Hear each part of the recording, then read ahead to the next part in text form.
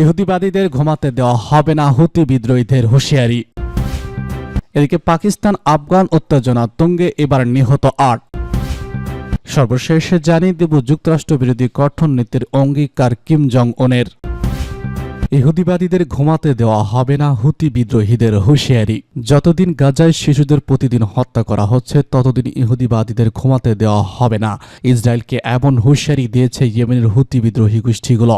মধ্যপ্রাচ্য ইরানের প্রতিরোধ অক্ষের অংশ হুতি বিদ্রোহীরা। হুতি কর্মকর্তারা হেজাম আল আসাদ এক্স অ্যাকাউন্টে থেকে হিব্রু ভাষায় একটি পেজে সব কথা বলেছেন। সেখানে ইসরায়েলকে সতর্ক করেছেন তিনি। সোমবার এক প্রতিবেদনে খবর দিয়েছে টাইম অব ইসরায়েল। সাম্প্রতিক দিনগুলোতে ইরান সমর্থিত ইয়েমেনি বিদ্রোহীরা ইসরায়েলের উপর তাদের আক্রমণ বাড়িয়েছে। আল আসাদ এক্স উপসংহারমূলক বার্তা পোস্ট করেছেন, যার মধ্যে কিছু হিব্রু ভাষায় লেখা ছিল। গত 2 সপ্তাহ ধরে ইয়েমেন থেকে ছোড়া ক্ষেপণাস্ত্র ও ড্রোনের মাধ্যমে মধ্যরাতে লাখ লাখ ইসরায়েলিকে আশ্রয়ের জন্য পাঠানো হয়েছে। এর মধ্যে ইহুদিদের নতুন হুঁশিয়ারি আতঙ্ক তৈরি করেছে ইসরায়েলি নাগরিকদের। সাম্প্রতিকতম এই ধরনের আক্রমণে ইসরায়েলি বিমান প্রতিরক্ষা বাহিনী ইয়েমেন থেকে নিক্ষেপ করা একটি ক্ষেপণাস্ত্রকে বাধা দেয়, যা শনিবার ভোরে জেরুজালেমের দক্ষিণ পশ্চিম তীরে ভূপাতিত হয়। ইসরায়েলি পরীক্ষা বাহিনীর মতে ইহুদিরা গত বছরে ইসরায়েলে 200টিরও বেশি ক্ষেপণাস্ত্র এবং 170টি ড্রোন নিক্ষেপ করেছে। বেশিরভাগ হামলা ইসরায়েলি পৌঁছায়নি বা ইসরায়েলি মিত্রদের মাধ্যমে আটকে দেওয়া হয়। 27শে ডিসেম্বর ইয়েমেনের রাজধানী সানায় আন্তর্জাতিক বিমানবন্দর সহ অন্যান্য লক্ষ্যস্থলে ইসরায়েলের বিমান হামলায় 6 জন নিহত হয়েছে বলে হুদি বিদ্রোহীদের নিয়ন্ত্রিত গণমাধ্যম জানিয়েছে। হামলা চলাকালে বিমানবন্দরে বিশ্ব স্বাস্থ্য সংস্থার প্রধানও ছিলেন। হামলায় নিজের নিরাপদে থাকলেও তাদের উড়োজাহাজের একজন ক্রু আহত হয়েছে বলে জানান তিনি। ইতিমধ্যে ইসরায়েলের প্রধানমন্ত্রী বেনিয়ামিন নেতানিয়াহু ইয়েমেনে হামলা অব্যাহত রাখার হুঁশিয়ারি দিয়েছেন। আর হুতি বিদ্রোহীদের সঙ্গে ইসরায়েলের উত্তেজনা বেড়ে যাওয়ায় উদ্বেগ জানিয়েছে জাতিসংঘের মহাসচিব।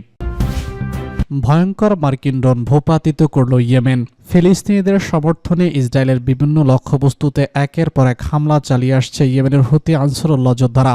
অন্যদিকে ইসরায়েলের সমর্থনে হুতি যোদ্ধাদের উপর পাল্টা বিমান, ড্রোন ও ক্ষেপণাস্ত্র হামলা চালাচ্ছে যুক্তরাষ্ট্র। বিভিন্ন সময় ইয়েমেনে বিমান হামলা চালাচ্ছে ইসরায়েলও। সম্প্রতি দুপক্ষের এই পাল্টা হামলা বৃদ্ধি পেয়েছে। যুক্তরাষ্ট্রের হামলা প্রতিরোধে যেন সর্বশক্তি নিয়োগ করেছে হুতির যোদ্ধারা। এর মধ্যে ইয়েমেনের হুতি আনসারুল্লাহ সমর্থিত সামরিক বাহিনী সফলভাবে একটি মার্কিন MBU-9 বিপার ড্রোন ভূপাতিত করেছে। গতকাল ইয়েমেনের সামরিক বাহিনী প্রকাশিত এক বিবৃতিতে ঘোষণা দেওয়া হয়েছে। মুখপাত্রের বরাত দিয়ে মার্কিন সাময়িকী নিউজ জানিয়েছে, ইয়েমেনের রাজধানী শহর সানার দক্ষিণ পূর্বে উড়ে যাওয়া মার্কিন বিপার ড্রোনটি গুলি করে ভূপাতিত করেছে বিদ্রোহীরা। ড্রোনটি সামরিক অপারেশনাল পরিচালনায় ব্যবহৃত হচ্ছিল। এদিকে ইয়েমেনের সামরিক বাহিনীর দেওয়া বিবৃতিতে বলা হয়েছে, মার্কিন ড্রোনটি ইয়েমেনের মধ্যাঞ্চলীয় আল বাইদা প্রদেশের আকাশে শত্রুতামূলক মিশন পরিচালনা করেছিল। এ সময় ইয়েমেনের সামরিক বাহিনী তাদের আকাশ প্রতিরক্ষা ব্যবস্থা ব্যবহার করে দেশীয় প্রযুক্তিতে তৈরির ভূমি থেকে আকাশে নিক্ষেপযোগ্য ক্ষেপণাস্ত্র দিয়ে ড্রোনটি ভূপাতিত করে। ইহুদিবাদী ইসরায়েলের বিরুদ্ধে অভিযান শুরু করার পর থেকে পর্যন্ত ইয়েমেনের সামরিক বাহিনী 13টি মার্কিন MBU-9 রিপার ড্রোন ভূপাতিত করল। $3 কোটি মূল্যের এই ড্রোন 50,000 ফুট উচ্চতায় একটানা 24 ঘন্টা উঠতে পারে। কয়েক বছর ধরে মার্কিন সামরিক বাহিনী এবং কেন্দ্রীয় গোয়েন্দা সংস্থা ইয়েমেনের উপর এই ড্রোন পরিচালনা করে থাকে। পাকিস্তান আফগান সীমান্তে উত্তেজনা তুঙ্গে, এবার নিহত ৮। পাকিস্তান ও আফগানিস্তানের পাল্টাপাল্টি হামলার জেরে দেশ দুটির মধ্যে তুমুল উত্তেজনা বিরাজ করছে। এবার নতুন সংঘাতে আফগানিস্তানে অন্তত ৮ জন নিহত হয়েছে, আহত হয়েছে অন্তত 13 জন। শনিবার রাত পর্যন্ত এই সংঘাত চলেছে বলে পাকিস্তানি নিরাপত্তা কর্মকর্তারা নিশ্চিত করেছে খবর ডনের। গত মঙ্গলবার আফগানিস্তানের পূর্বাঞ্চলীয় পাকতিকা প্রদেশে বোমা হামলায় পাকিস্তানি বাহিনী, এতে অন্তত 46 জন নিহত হয়েছে বলে আফগানিস্তানের পক্ষ থেকে দাবি করা হয়। নিহতদের মধ্যে বেশিরভাগই ছিল নারী এবং শিশু। তবে পাকিস্তানি দাবি করে তারা নিষিদ্ধ ঘোষিত তেহরিক-ই-তালেবান পাকিস্তানের আস্তানা লক্ষ্য করে হামলা চালিয়েছে। সেই দিনের পর থেকে দুই পক্ষের মধ্যে সীমান্তে পাল্টাপাল্টি গুলি বিনিময় চলছে। গত মঙ্গলবারের পর পাকিস্তানে হামলার দাবি করে আসছে আফগান বাহিনী। এতে পাকিস্তানে অন্তত 19 জন নিহত হয়েছে বলে দাবি করেছেন আফগানিস্তান। তবে এই নিয়ে কোনো মন্তব্য করেনি পাকিস্তান। তবে সূত্রের বরাতে ডন জানিয়েছে, নতুন করে সংঘর্ষে পাকিস্তানের একজন সেনা নিহত এবং 11 জন আহত হয়েছে। শুক্রবার রাতে সন্ত্রাসীরা অনুপ্রবেশের চেষ্টা চালায়, তবে তা রুখে দেওয়ার দাবি করেছে পাকিস্তান বাহিনী। প্রতিবেদনে বলা হয়েছে, অনুপ্রবেশের চেষ্টা রুখে দেওয়ার পর সন্ত্রাসী আফগান বাহিনীর সঙ্গে যোগ দেয় এবং পাকিস্তানি চৌকিতে হামলা ও গুলি চালায়। আফগান বাহিনী এবং সন্ত্রাসীরা ঘুজগিরি, মাথাজং, কোতগ্রাঘা এবং তারিমংমং এলাকায় বিভিন্ন পোস্টে রাতভর হামলা চালায়। এসব হামলার জবাবে পাকিস্তানি নিরাপত্তা বাহিনী পাল্টা আক্রমণ চালায়। এতে আফগান পক্ষের উল্লেখযোগ্য ক্ষয়ক্ষতি হয়েছে বলে দাবি করেছে পাকিস্তান। যুক্তরাষ্ট্রবিরোধী কঠোর নীতির অঙ্গীকার কিম জং উনের। উত্তর কোরিয়ার নেতা কিম জং উন বলেছেন, তিনি কঠোরতম যুক্তরাষ্ট্রবিরোধী নীতি বাস্তবায়ন করবেন। যুক্তরাষ্ট্রের প্রেসিডেন্ট হিসেবে ডোনাল্ড ট্রাম্পের দায়িত্ব গ্রহণের প্রায় মাসখানেক আগে দেশটির রাষ্ট্রীয় গণমাধ্যম এ খবর জানিয়েছে। ট্রাম্প পুনরায় হোয়াইট হাউসের দায়িত্ব ফিরে আসার পর উত্তর কোরিয়ার সাথে সর্বোচ্চ পর্যায়ের কূটনীতির সম্ভাবনা তৈরি হয়েছে। তার ক্ষমতার প্রথম মেয়াদে ট্রাম্প উত্তর কোরিয়ার পরমাণু কর্মসূচি নিয়ে আলোচনার জন্য মোট 3 বার কিমের সাথে সাক্ষাৎ করেছিলেন। তবে বিশ্লেষকরা বলছেন, কিম ট্রাম্পের মধ্যে শীর্ষ বৈঠক খুব তাড়াতাড়ি শুরু হওয়ার সম্ভাবনা কম। বরং ট্রাম্প ইউক্রেন ও মধ্যপ্রাচ্যের সংঘাতের দিকেই শুরুতে মনোনিবেশ করবেন। এছাড়া ইউক্রেনের বিরুদ্ধে যুদ্ধে রাশিয়ার প্রতি উত্তর কোরিয়ার সমর্থন ট্রাম্পের কূটনীতিক যোগাযোগ পুনরায় শুরুর জন্য একটি চ্যালেঞ্জ হিসেবেই দেখছে বিশ্লেষকরা। শুক্রবার উত্তর কোরিয়ার ক্ষমতাসীন ওয়ার্কার্স পার্টির 5 দিনের পূর্ণাঙ্গ বৈঠক শেষ হয়েছে। সেখানে কিম যুক্তরাষ্ট্রকে সবথেকে প্রতিক্রিয়াশীল রাষ্ট্র যা কমিউনিস্ট বিরোধী থেকে অপরিবর্তিত রাষ্ট্রের নীতি হিসেবে বিবেচনা করে বলে মন্তব্য করেন। তিনি আরো বলেছেন, যুক্তরাষ্ট্র দক্ষিণ কোরিয়া জাপানের মধ্যকার নিরাপত্তা কার্যক্রম আগ্রাসনের একটি বৃহৎ সামরিক ব্লকে পরিণত হচ্ছে।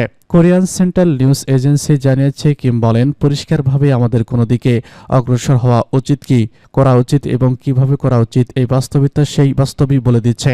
সংবাদ সংস্থাটি জানিয়েছে, এই উদ্যোগে কিমের রাষ্ট্রবিরোধী কঠোর কৌশল এবং উত্তর কোরিয়ার দীর্ঘমেয়াদী জাতীয় স্বার্থ নিরাপত্তার জন্য আগ্রাসীভাবে পাল্টা পদক্ষেপ নেওয়ার ইঙ্গিত স্পষ্ট। কেসিএন যুক্তরাষ্ট্র বিরোধিতা কৌশল বিষয়ে বিস্তারিত কিছু জানায়নি। তবে কিম প্রতিরক্ষা চুক্তির অগ্রগতির মাধ্যমে সামরিক ক্ষমতা বৃদ্ধিতে কাজ করেন এবং উত্তর কোরিয়ার সৈন্যদের মানসিক দৃঢ়তা বাড়ানোর প্রয়োজনীয়তার উপর জোর দিয়েছেন। এর আগে ট্রাম্প ও কিমের মধ্যে বৈঠকগুলো দুই দেশের সম্পর্কের নীতি উন্নতি ঘটেছিল বা ব্যক্তিগত সম্পর্কেও গড়েছিল।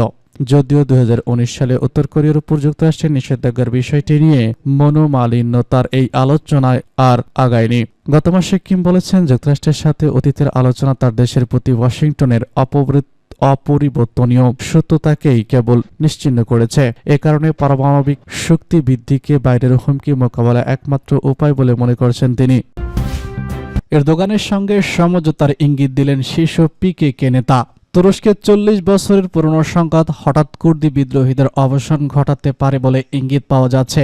দেশটির কারাগারে বন্দী নিষিদ্ধ ঘোষিত কুর্দিস্তান ওয়ার্কার্স পার্টির শীর্ষ নেতা আব্দুল ওয়াজাচান ইঙ্গিত দিয়েছেন, তিনি এরদোগান সরকারের সঙ্গে সমঝোতার মাধ্যমে পিকেকে বিদ্রোহীদের অস্ত্র সমর্পণের আহ্বান জানাতে পারেন। শনিবার কুর্দিপন্থী peoples equally and democracies force 2 MP কারাগারে আব্দুল্লাহ ওয়াচের সাক্ষাৎকারে আলোচনা করেছেন। প্রায় 1 দশকের মধ্যে এটির প্রথম আলোচনা। এমপিদের এক বিবৃতিতে জানানো হয়, ওয়াকালানকে বলেছেন, দীর্ঘদিনের এই সংঘাত অবসানে আমি প্রয়োজনীয় ইতিবাচক পদক্ষেপ নিতে এবং আহ্বান জানাতে প্রস্তুত। ওয়াকালান স্পষ্ট করে বলেনি ইতিবাচক পদক্ষেপ কিংবা আহ্বানটি কি হবে। তবে এই ইস্যু নিয়ে কাজ করা জাতীয়তাবাদী আন্দোলন পার্টির নেতা দিলভেদ বলেছেন, ওয়াকালিনের উচিত সন্ত্রাসীদের অস্ত্র সমর্পণের আহ্বান জানানো। 25 বছর আগে গ্রেপ্তার হওয়ার পর থেকে ওয়াকালান ইস্তাম্বুলের দক্ষিণে ইমলামি দ্বীপের একটি অস্ত্র কারাগারে যাবজ্জীবন দণ্ড ভোগ করছেন। সিরিয়া এবং গাজার সাম্প্রতিক ঘটনাবলী দেখিয়েছে কুর্দি ইস্যুটি অবিলম্বে সমাধান হয়ে গেছে। এমপিদের বিবৃতিতে আব্দুল্লাহ ওয়াকালান একই সঙ্গে কাজ করার ইঙ্গিত দিয়েছেন। তিনি বলেছেন, এরদোগান যে নতুন দৃষ্টান্ত গড়ে তুলেছেন তাতে প্রয়োজনীয় ইতিবাচক অবদান রাখতে আমি দৃঢ় প্রতিজ্ঞ। তুরস্ক তার পশ্চিমা মিত্ররা পিকেকে একটি সন্ত্রাসী গোষ্ঠী হিসেবে বিবেচনা করে। এখনো পর্যন্ত দীর্ঘ সংঘাতে 40,000-এর বেশি লোক নিহত হয়েছে।